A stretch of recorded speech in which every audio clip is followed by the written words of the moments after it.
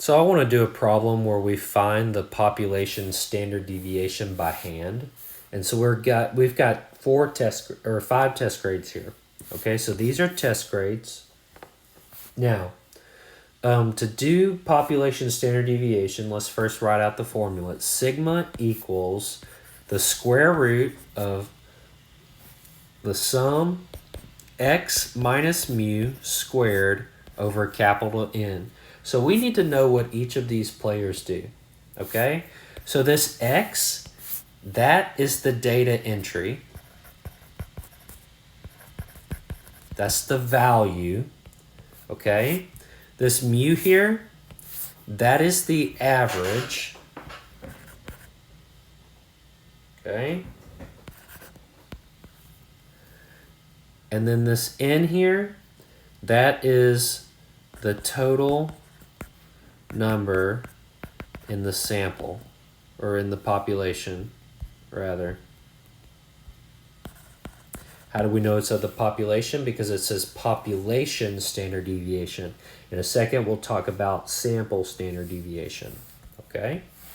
So the capital N goes with the name population standard deviation. Okay. So, to do this by hand, what I would suggest you do first is first calculate sigma squared, the variance.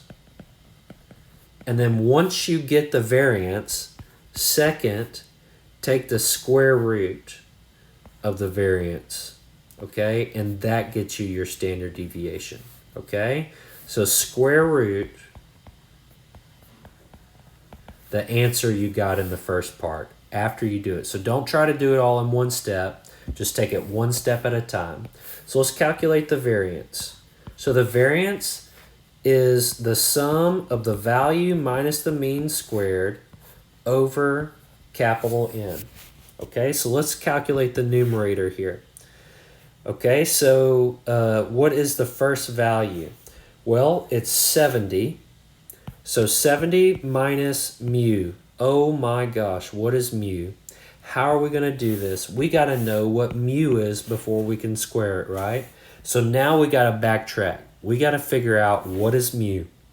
Mu is the average. It's the sum of all the values divided by how many there are. So that's 70 plus 65 plus 85 plus 90 plus 100 divided by, well, how many are there? There's 1, 2, 3, 4, 5. 5 total. So when I do this math, what do I get? I get 410 over 5, which equals 82. Okay, 82. So my average is 82, so I'm going to put 82 in here. So then I'm going to do plus, and what's the next value? It's 65 minus 82 squared. Look, y'all see the difference here from the last problem we were doing? If you watched the last video, then you saw where we had like multiplying by 1 here. We don't have to do that because there's only one of each of these data points here, okay? Whereas with the last video, like we had 6 of those 3 values, okay? And that's why we multiplied by 3 on this 6 here. And the same here, we multiply by that 6 there for that 3. So let's go back here and we'll finish up this problem. So my next data point is 85. And so 85 minus 82 squared. And then what do I have? Well, let me shrink this up a little bit so it'll all fit. So then I have 90 minus 82 squared, and then 100 minus 82 squared. All divided by how many there are? There's 5. So when I do this, the numerator, okay, you can go through here and do the math if you want.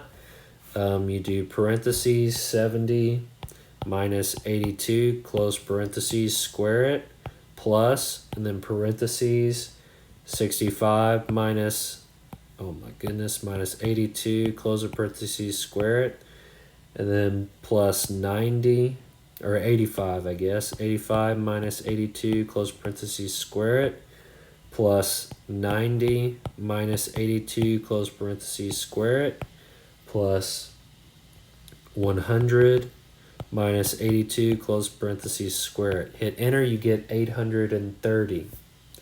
So this is equal to 830 divided by 5. And if I type that in my calculator, I get 166. So what does that tell me? Sigma squared equals 166, but I'm looking for the population standard deviation, which is sigma. So to get sigma, I take the square root of 166, and that rounds to 12.9, okay? So I think the square root of 166, yeah, is 12.884. So if you round to 2 decimals, it's 12.88, but if you round to 1 decimal, it's 12.9, okay? So standard deviation, 12.9. Now, I want to kind of do a little summary for a note card, okay? So parameters go with populations,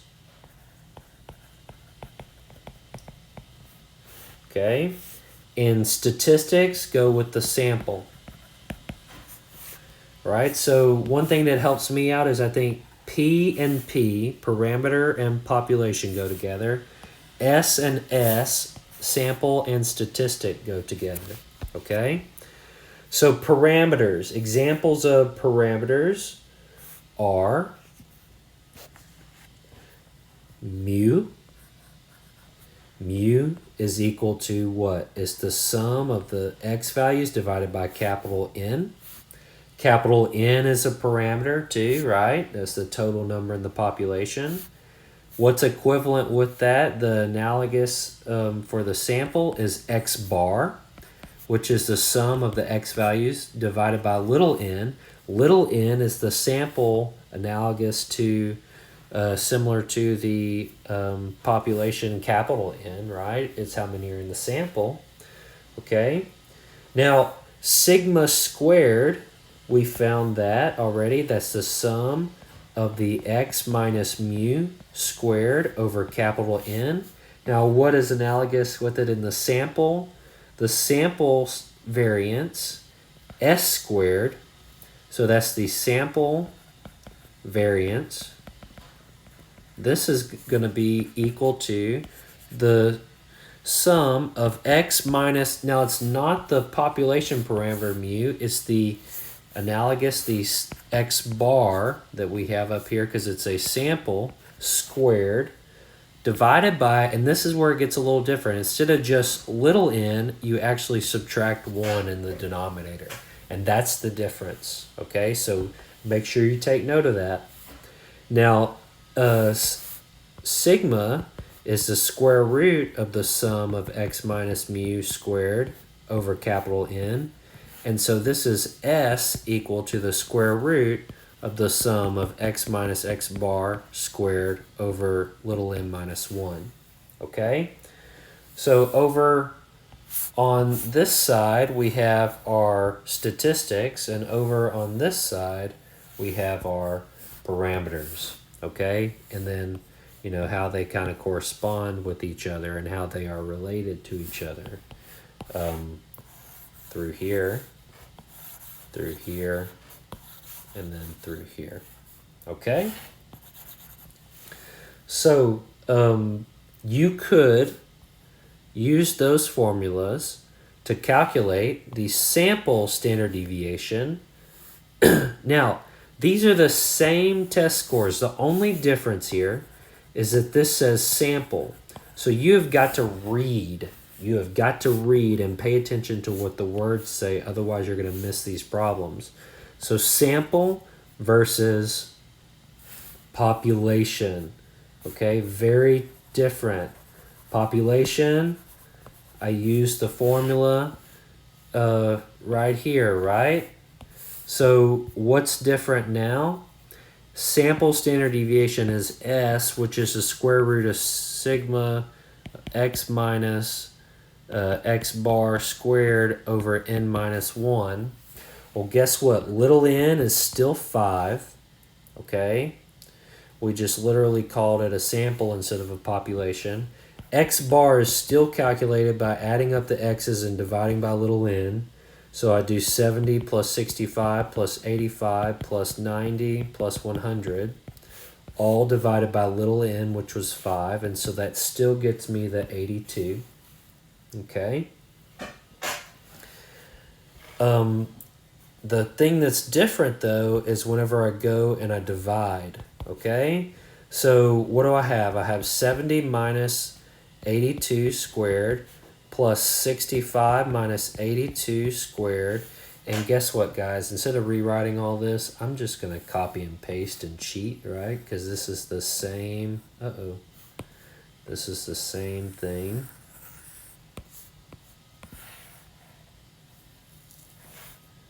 All right? And so divide that by, well, it's 5 minus 1. So this becomes 830 divided by, instead of 5, I divide by 4. Okay? So I end up dividing by 4 here. So now I end up getting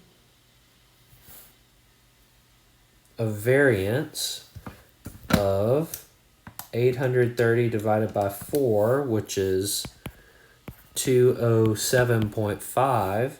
And so S would be the square root of 207.5.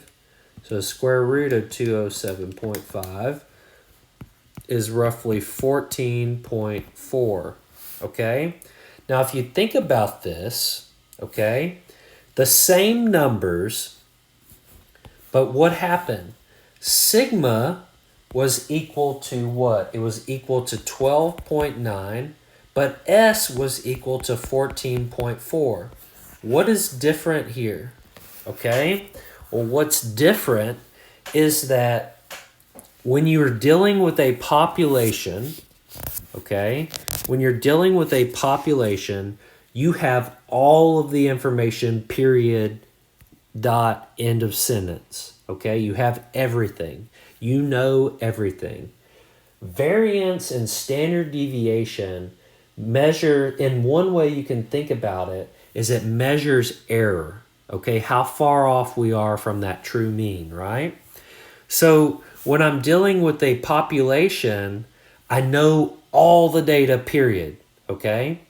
So there's less error that can occur when I'm talking about how spread out the data is. All right? So I think about it as an amount of information and how far I could be off. The more knowledge you have, the more chance you're going to be of making the right decision. Okay? So when I'm talking about population standard deviation, since I have more knowledge in my formula, I have the true mean, okay? Then my standard deviation for the population is smaller than the standard deviation for the sample. Okay, with the sample, I don't have the true mean. I have an estimate of the true mean, that X bar. That introduces more variation. That is why the standard deviation for the sample is always greater than the standard deviation for the population, okay, when you're talking about the exact same data. There's more chance for variability when you're dealing with a sample than you are whenever you're dealing with a population, okay?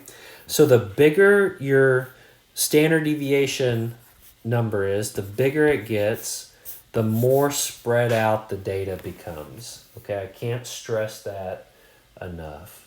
All right, so standard deviation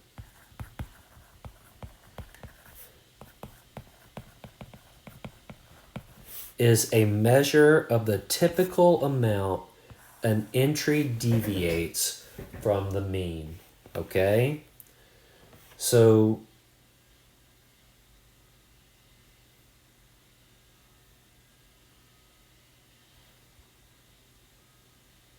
data spread out equals high standard deviation, either through the population or the sample.